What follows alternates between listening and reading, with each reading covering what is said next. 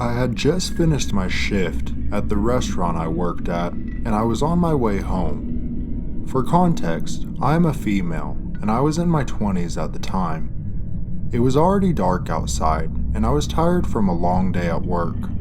As I was driving down the winding road towards my small town, I noticed that my gas light had turned on. I knew that I had enough gas to make it home, but there aren't many gas stations near me, so I knew I would need to fill up. Luckily, there was a small gas station just up ahead. As I pulled into the gas station, I noticed it was deserted.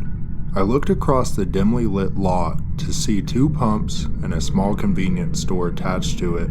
I parked my car at one of the pumps and got out to begin filling my tank. That's when I noticed a white sedan pull up to the pump next to me. An older man stepped out of the car and began to fill up his tank as well.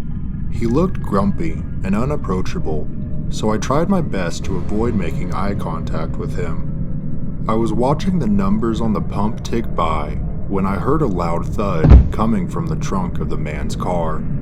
It was as if someone was inside, trying to kick open the door. I looked over towards the trunk, and when I looked back, I saw that the man was already staring at me angrily. I tried to force a smile and looked down at my phone to avoid his gaze, but every time I peeked up, he was still staring at me with the same angry look.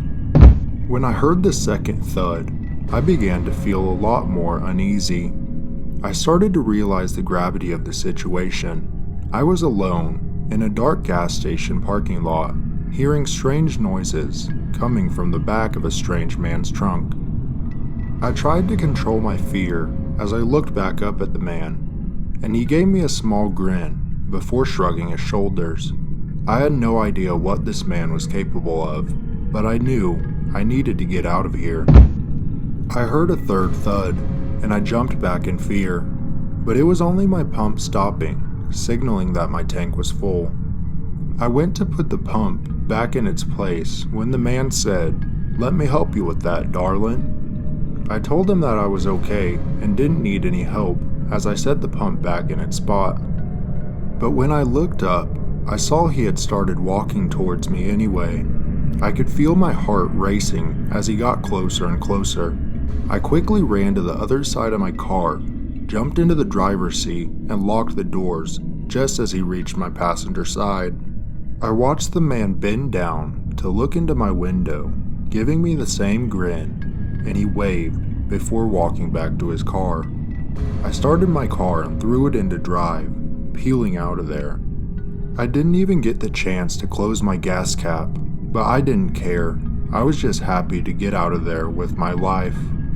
I ended up reporting the incident and the noises to the police, but I never heard anything back. To my knowledge, that man is still out there to this day, and it terrifies me to think I met him so close to home. A couple years ago, I lived a couple states over from my parents. I had been planning on visiting for a week to celebrate my father's birthday. As I set out on my journey, I couldn't help but feel nervous about the long stretch of highway that lay ahead of me.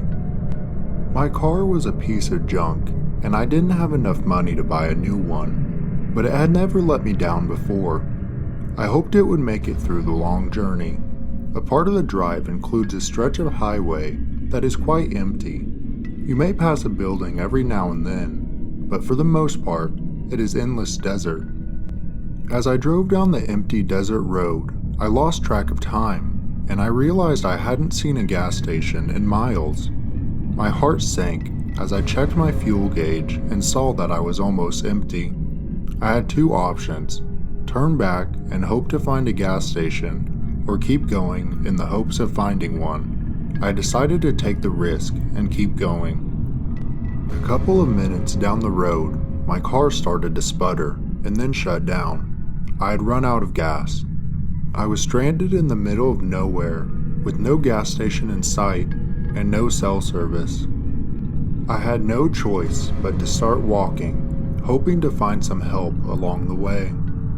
After about 10 minutes of walking, A big black truck passed by and stopped for me. The driver, a man named Brian, told me that there was a gas station about 10 miles ahead, and he offered to take me there to get some gas. Grateful for the help, I got into his truck. As we approached the gas station, I noticed that it was completely empty, except for 2 cars parked towards the back of the building. I got out of the truck and went inside to buy a jerry can and pay for the gas. As I looked around, I realized that there was no one there. The cash register was wide open, and I noticed blood on the window next to it. Just as I was about to leave, a man walked out of the back and asked if he could help me. I noticed a blood stain on his shirt, and I saw the outline of a gun in his waistband. I quickly told him that I had what I needed and started to leave, but as I turned around, I saw him walking towards me. I ran back to the truck and told Brian to go. As we drove away, I looked back and saw the man staring at us through the door. My heart was pounding as we drove to the nearest town and called the police. The police came back with us to the gas station, but they could not find the man or the gas station attendant. It was as if they vanished into thin air. To this day, I wonder what would have happened if Brian hadn't stopped for me, or if that man is still out there, hiding in the desert. I was driving home from school one evening when I had the sudden urge to use the bathroom. At the time, I still lived with my parents, and I went to college in a town about an hour away. Since I still had a long drive ahead of me, I pulled into the next gas station I saw. I noticed the parking lot was empty, except for a single car parked near the building. I pulled right up to the door and shuffled into the gas station. I nodded at the man behind the counter as I walked past him towards the small hallway leading to the bathroom. But as I was finishing up my business, I heard a commotion outside. I paused, listening carefully. It sounded like the store was being robbed. I could hear 2 men yelling at the gas station attendant to open the register.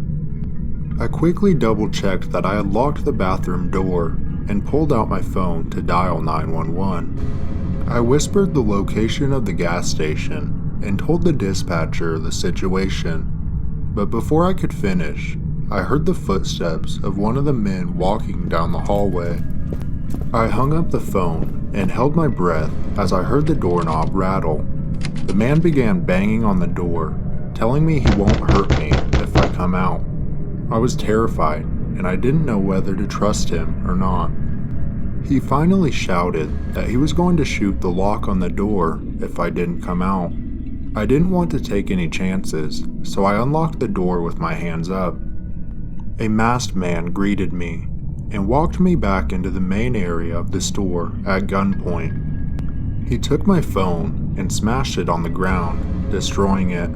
I looked over and saw the gas station attendant shaking as he shoved the money from the register into a bag. They told me to sit down and face away from the register. I did as I was told, feeling helpless and scared. I just prayed that they didn't hurt one of us.